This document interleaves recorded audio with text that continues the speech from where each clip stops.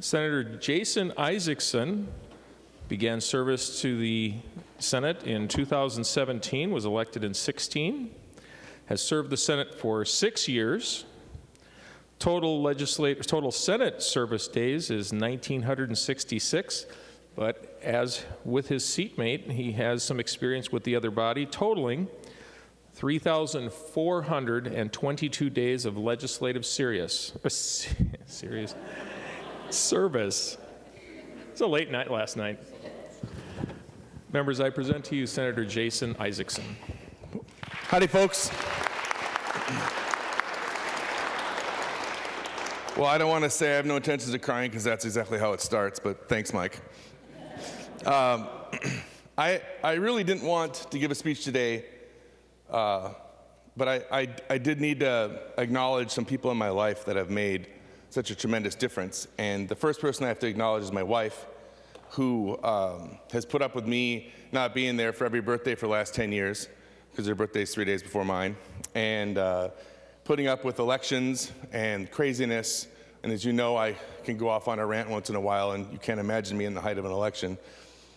Who's been the rock, and my 3 kids, Iveron and Esme, who are simply the most important people in my life without even question.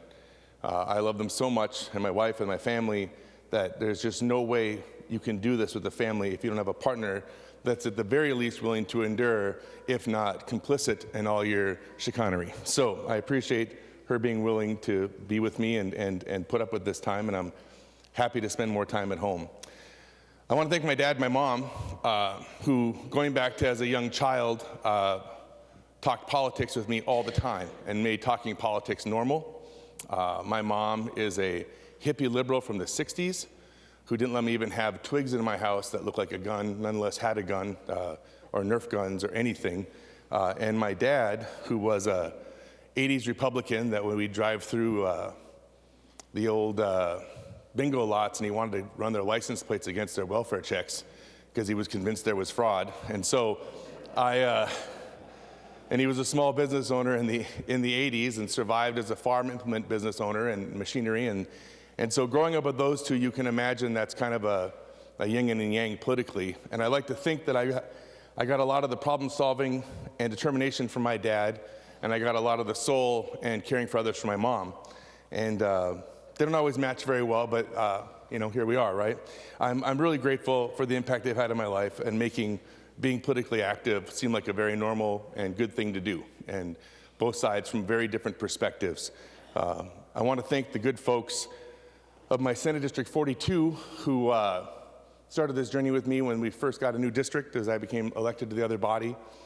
I have made some lifelong friends, and it has been nice to find people who care in their soul about the same thing, who go out of their way and dedicate their lives every day to make Minnesota a better place because they actively engage and volunteer, and they donate their time and money and their experiences to help people become better. And that's what they have been to me, is just a big family of mentors that have been able to help me grow and see the world in a better place and take on bigger challenges, and I'm just really grateful for that. I have to thank the late Bev Scalzi, who I replaced. When I first decided to run, I saw the maps come out on like a Tuesday. I saw her announce that she's running for the Senate on a Thursday. I called her the following Tuesday to tell her I was thinking about running, and she asked me who I was, and I tried to explain, and then she just hung up on me. She said, didn't have any interest in talking to me, right? About a month later, when I'd won the endorsement, we talked what was apparently for her the first time, and I kind of let that go. So what am I going to say? Remember the time you hung up on me? Yeah, I was honored 4 years later when she retired. I'll never forget where I was. I was driving on 694 home from session. I was getting on the ramp to go on Rice Street, and she called me and asked me if I'd be willing to run for her seat when she retires. And to go from being hung up on to that, if you know Bev, is quite the thing, because she's an amazing woman and was a model for how we did things here, I thought, in many ways. I want to just take a moment to recognize not just my staff, Danny, but the heart and soul of this place, which is our staff in general. We say it a lot, and I would admonish the next majority, whoever it may be, to have your words follow up with actions by paying them and engaging them and bringing them up to the level they deserve for the work that they do for our state, some of the most important work. And this isn't an admonishment to any of you all. I get the system we have, but I don't think we understand what they're giving on a regular basis to be here and put up with our 67 very difficult people to deal with. It's insert expletive there, right? And I can't say enough about how there's no way we would be successful on any level. And there's no way this place would function on any level when you have to put up with how, I'm just gonna say, crazy we can be, and you have to keep the place running in a sane way. And I can't put out a big enough plea that if I could ask for anything from the next body, it's that they take the time to recognize what these staff members really mean to us and what they're doing with their lives to make Minnesota better, and they're doing it through us and making us better. My last LA made me 10 times more effective than I've ever been as a legislator.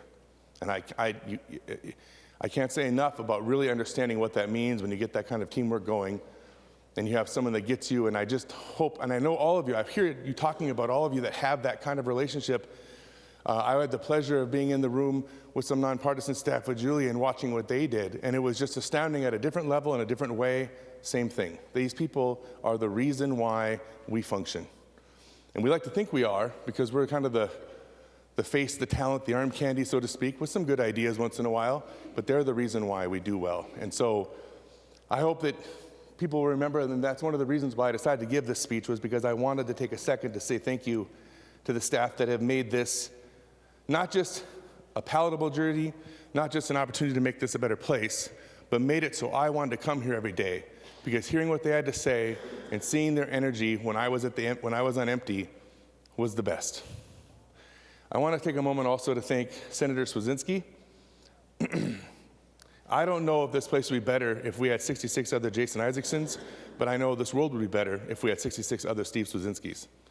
And I don't think anybody can underestimate the level of positivity which he brings to this body, and how in 2016 when I got elected, being in a fairly dark place and struggling with a lot, seeing the Senate through his eyes, which in many ways, not that I want to give this any credit, but the same way I watched Senator Bach see this Senate is pretty amazing.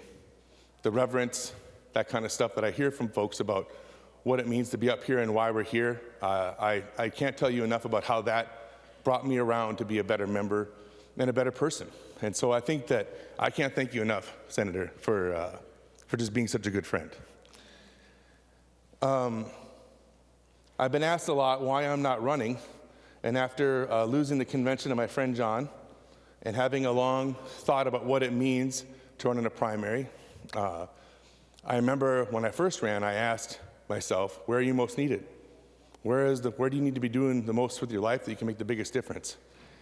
And somehow, right now, I'm about as cool as I'll ever be to my kids. I'll never be as cool as I am right now. And I don't think when I'm 90, I'll look back and wish I ran another primary campaign, but I do think I'll wish I fished with my kids one more time.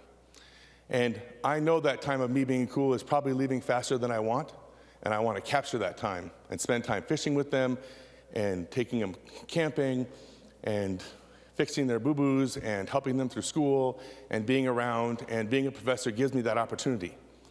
That being said, I will tell you that I do not feel done either.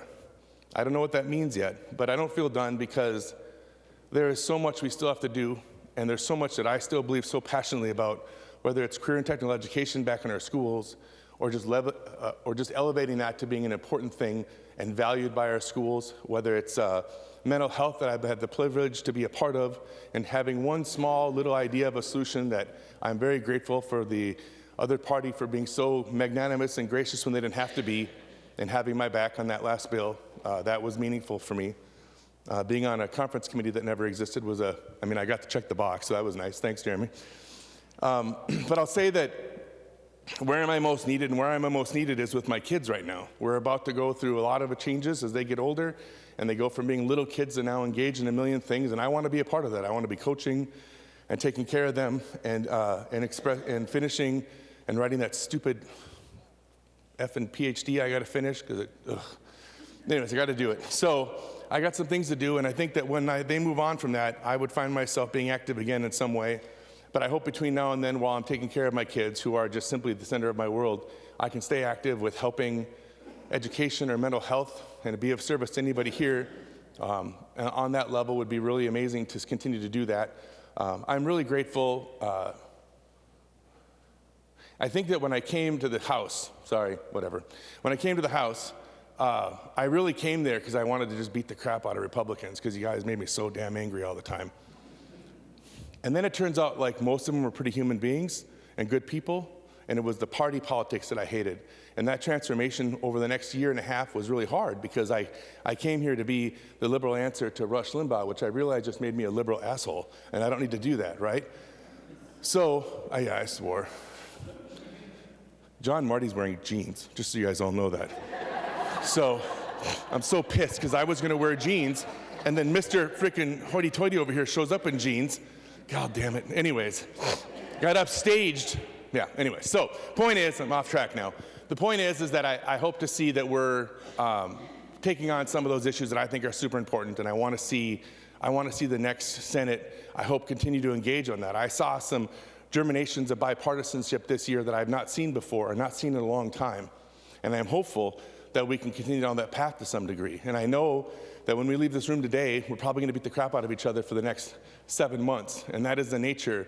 And I think it was de Tocqueville, I've said this to a couple members, who said, the American form of government is the worst form of government, except it's better than every other form of government. And I have to say that it is kind of messy, but getting to know people and making friends have been really meaningful that way. And I hope to use that, what I've learned, to move on to the next phase and be able to have a good opportunity to continue to make a difference. And I hope that if I can ever be of service on any level, even for comic relief or facts, or you're in a pinch on a game show for Star Wars questions, I'm happy to be there for you. So thank you so much. I appreciate all of you. Thank you.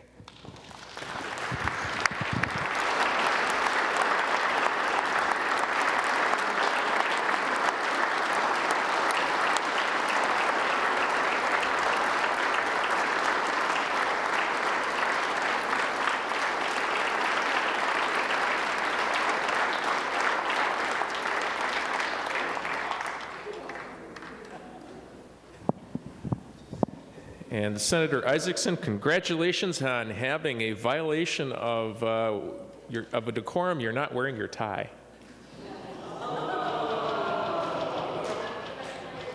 For the record, it is on his desk.